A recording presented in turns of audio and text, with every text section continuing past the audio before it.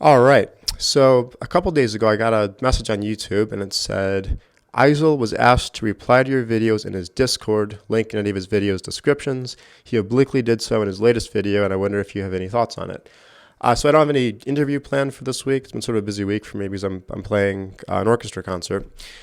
So I thought that instead of not doing anything, I would just sort of make a video answering this question. So first, just if anybody is sort of, not sure exactly what I'm talking about, there's this YouTuber called Eisel, and he makes videos about veganism and about animal rights activism and other topics sort of in that vein. And I happened to find a couple of videos that he made about utilitarianism, and I thought, okay, I'll check these out. After I watched them, I noticed that there were some pretty fundamental misunderstandings about ethical theory, and I thought, well, as a philosophy teacher and philosophy researcher, PhD candidate in philosophy, works on ethics, it would be a good opportunity to do some public engagement and just kind of try to use this as an opportunity to teach some basic lessons in moral philosophy. The feedback I've gotten has been overwhelmingly positive from everybody except from Eisel himself, who didn't quite appreciate my corrections. And then I think what happened was, I guess there's this thing called Discord. I'm not exactly sure what it is, but I guess some people asked him, what do you think about this? And then apparently in his latest video, he made some responses to it. So I think what I'll do is I'll just sort of briefly talk about what I take to be the major mistakes that Eisel is making in his videos about moral philosophy. So one mistake that I saw him make was that he kind of conflated ethics with deontology, where deontology is one family of views within moral philosophy, but it's certainly not exhaustive of moral philosophy. And a good way of understanding what deontology is that we can start with consequentialism, where consequentialism is a family of theories that say that the right action is the one that brings about the greatest overall good.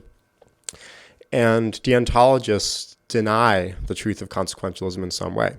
So they might think that usually we should be trying to maximize the overall good, but there's some cases where there's some things that we have absolute prohibitions against doing. So it might be that it's good to maximize the overall good, but you're constrained from lying to do it, or maybe you're constrained from killing the innocent, something like that. Another type of deontological theory is going to include moral options. So it might say that, like, you should be generally trying to maximize the overall good, but you have the option to have certain kinds of parental partiality, right? So maybe it's permissible for me to give, if I had kids, to give special attention to those kids rather than some other kids, even if doing so isn't going to maximize the overall good. Right? So those are two ways you can be a deontologist. You could also be a deontologist if you completely reject any consideration of consequences. So you could say that, sorry, I'm just sort of getting over a cold. You could say that, the only thing that matters is acting from the right intentions. That's another possible deontological view, right? But as we've sort of seen, deontology isn't the only way of doing ethics. Other moral theories are consequentialist theories that wouldn't include any constraints or options in the formulation of what makes an action right. Right? So that was the first mistake. Another mistake was to say that deontological theories don't consider consequences at all. And that's just not true. And the reason is that there's plenty of deontological theories that have a consideration of consequences. So I talked about the theory of W.D. Ross, Sir William David Ross. He's a deontologist who explicitly says that one of our prima facie duties that we have to weigh against other duties is this duty to maximize aggregate good. And even if we look at Immanuel Kant, there's some places where a Kantian could think about consequences, not probably in discharging our perfect duties, but we have imperfect duties of beneficence, which is this duty to promote other individuals' ends, right? And we're thinking about how to best promote the ends that other individuals have. We can think about the ways that our actions might affect them. So if there's a famine situation, great paper by Honora O'Neill about this I believe it's called some I think it's Kantian approaches to some famine problems, where what she does is she talks about how when there's a famine, you have all these opportunities to to look for ways that you can help people and help people get better at being able to foster their own ends, right?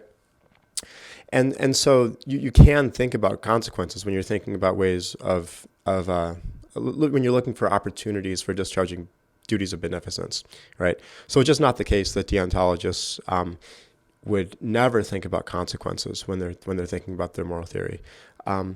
And so those were, I think, the two major things. Another thing, the other mistake is to conflate a theory of right action with a theory of practical deliberation. So one thing that I talk to my students about, and we actually just talked about this the other day, we were talking about the question of terrorism. And this question came up of like, what would a utilitarian say about terrorism, right? The question is, how would a utilitarian figure out whether acts of terrorism are ever morally permissible? And you might be tempted to think that the utilitarian is just going to try to calculate utility and say, okay, if this is an act of terrorism, what I need to do is calculate whether committing this action, suppose you're considering like blowing up a bunch of houses in order to further some speculative political goal, you might think the utilitarian would just sort of ask, will doing this maximize overall utility? But that's not what the utilitarian is going to do. If you look at John Stuart Mill talks about how whatever our fundamental principle of morality is, we're going to need subordinate principles to allow us to apply it. And R.M. Hare then develops this idea in the theory of two-level utilitarianism, where what he says is look, there's like three reasons. There's at least three reasons, but there's three he really talks about. There's three reasons why it's not a good idea to be going around calculating utility all the time. On the one hand, we often don't have enough information. So in the case of terrorism, we might not know whether the act of terrorism is going to foster the overall good or not. We might have enough information, but just not be able to calculate it. So it might be like really hard to try to do the calculations and figure out whether this will actually do the most good, even if we have like an encyclopedic knowledge of different forms of terrorism. And then finally, we often cook the data and we try to sort of calculate in ways that kind of promote our own interests. So we kind of try to sort of massage the data and use these kind of pseudo-economic calculations to find a justification for doing the thing that we want to do, but which is actually the wrong thing to do, right? And for all these reasons, utilitarians think that it's often a really dangerous thing to do to calculate utility. And so you might be wondering, well, how are you still utilitarian? And the answer is that utilitarianism is not a theory of practical deliberation. Utilitarianism just says, pick the action that is going to result in the greatest overall utility. But it doesn't say that you should always be calculating utility when you're trying to figure out that action. You're often going to get the calculations wrong if you do that. And so I think that this is sort of like the third mistake that I pointed out, in which I think it's really important for people to understand when they're thinking about utilitarianism or indeed any consequentialist theory. Whatever your fundamental principle of morality is, you might need some other principles for practical deliberations. So it might just be that we accept that you should just never commit acts of terrorism. You should never hurt innocent individuals. It might be that that's what we teach children. It might be that we go around and we try to condition people to accept that as the moral principle. And in fact, even in ourselves, it might be that we should have the intuition that it is just absolutely wrong to kill innocent individuals.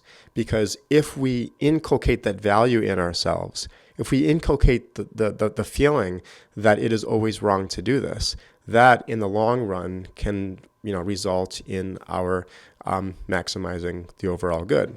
Because if we go and try to calculate it, again, we might do the calculations wrong, and we might do the calculations selfishly, and we might just not be able to calculate. All right. So I hope that was clear. Now, in the new video, I watched it. It was most of it was about somebody named Onesian, who I try to never say anything unkind, so I'm just going to say that I don't know very much about Onesian, and I don't think that my life is less rich as a result of my lack of knowledge in this domain. But one point that I think Eisel was making is that the abstract sort of unrealistic thought experiments are places where you can do utilitarian calculations. And the more concrete real life situations where it's really hard to figure out how to calculate are ones where we need to be deontologists. I think that's the point that he's making. And just like in the other videos, when it comes to our practical judgments about individual people and how we should deliberate about cases, we're often on the same page. So I actually agree. I think that utilitarians should agree. And let's go back to the terrorism example.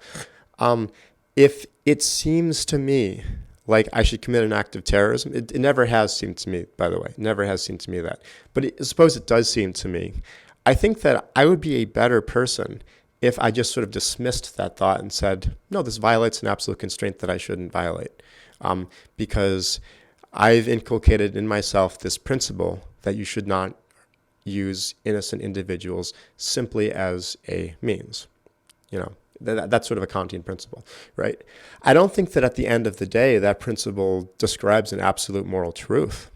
I don't think it's absolutely true from like a God's eye view or whatever, that it is always wrong to use somebody as a means. And I don't think that it's true that it's always wrong to kill an innocent individual. I think there are some cases where doing that will absolutely maximize the overall good.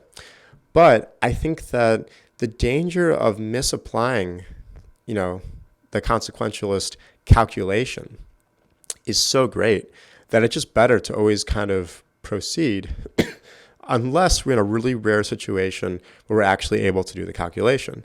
And that's why when we look at these really abstract, unrealistic thought experiments, we can do the calculation, where we could say, like, suppose such and such will happen if you do the act of terrorism. Under those circumstances, would it be permissible to do it? And if such and such, fill in the details where it's going to like lead to the eradication of everybody evil, and then there's going to be just like pure peace for thousands of years, and everybody's going to be getting along and happy, like then I think the right thing to do would be to do the terrorism. But I don't think we're ever practically we're never in the situation to be able to actually like know all of that, right? So I think that even as a utilitarian, even though I think that if I had all that information, like I would promote doing the terrorism, because we don't have that information and because the cost of miscalculating is so high, I think it's just a better idea, to just not do the consequentialist calculation. And I think that when I say I think it's a better idea, what I mean is not that this deontic principle is true. What I mean is that it's useful for us to believe this deontic principle if we're trying to maximize utility in the long run. Okay? And so I think that, so far it's been sort of a conciliatory note. But what I also want to do, though, is kind of push back on this thought that we're never in a situation to be able to engage in consequentialist calculations in the real world. And I think that the effective altruism movement, there are some really successful cases of this. So for example, the Against Malaria Foundation is a charity that I really like. And what they do is they give out long-lasting insecticide-treated bed nets to people who would otherwise be at risk of dying of malaria in countries like Malawi. And so you get these like little children, like little 4-year-olds who are at risk of dying of malaria. And the Against Malaria Foundation is able to give out these bed nets. If we compare the Against Malaria Foundation to like the Make-A-Wish Foundation, for example, I think that like it's absolutely clear what we should do. Like if I have $5, I'm going to buy a bed net rather than give it to Make-A-Wish. And it's not to say that I'm not going to claim that Make-A-Wish is making the world a worse place. Like there's all sorts of like wonderful, heartwarming stories of little children who have been, their lives have been enriched in really important, meaningful ways through the work of the Make-A-Wish Foundation. So I'm not completely dismissing it. I'm not saying that it's that it's bad. What I'm saying is that in this case, we have enough evidence and we have enough calculating power to be able to clearly figure out that you can do a whole lot more good in the aggregate by giving to Against Malaria Foundation than Make-A-Wish. There's other cases where suppose we have like a clear goal, and the goal is like maybe you want children to be able to have higher educational outcomes. The right intervention is going to differ depending on which context you're in. So there might be some places where, the barrier to educational attainment is a lack of good textbooks or a lack of good schools. Maybe that's where you want to put the money. In other places, what actually is the greatest barrier is that there's a lot of children who are suffering from diseases like schistosomiasis, right? And so by giving them a small pill that can fight the schistosomiasis worm, you're actually able to do a lot more good in terms of improving these educational outcomes, right? And you can figure that out by doing randomized controlled trials, okay? So the reason why I bring this up is to say that even though I'm largely on the same page as Eisel, about this idea that when we're in the real world, we often shouldn't be engaging in calculating utility, as people like Mill have noticed, and as people like R.M. Hare have noticed, and current people like Gary Varner write about, and I write about too. I lost my train of thought. Yeah, so even though we often shouldn't be engaging in these calculations, as all these people have written about, that doesn't mean that you should never engage in these calculations. And there are some wonderful circumstances where engaging in these calculations of well-being and of consequences are a really good idea. Okay, so that was my answer to the question. Eisel was asked to reply to your videos in his Discord, link in any of his videos descriptions. He obliquely did so in his latest video, and I wonder if you have any thoughts about it. So that's my answer. Those are my thoughts. Thanks very much for listening to this video. I've been just really sort of thrilled with the with all the response I've gotten over the last couple of days, including Eisel's response. I mean, he spent most of it. He didn't really have any substantive response to any of the corrections that I offered to his framing of ethical theory. But I did think I was kind of touched that he took the time to engage at all, because he's sort of a big YouTuber, and I wasn't being facetious, in my response when I said that it was sort of an honor to have him engaging. So thank you, Eisel, for doing that. And I hope this video is helpful as we all try to improve in our search for the truth. All right. Have a good rest of your day.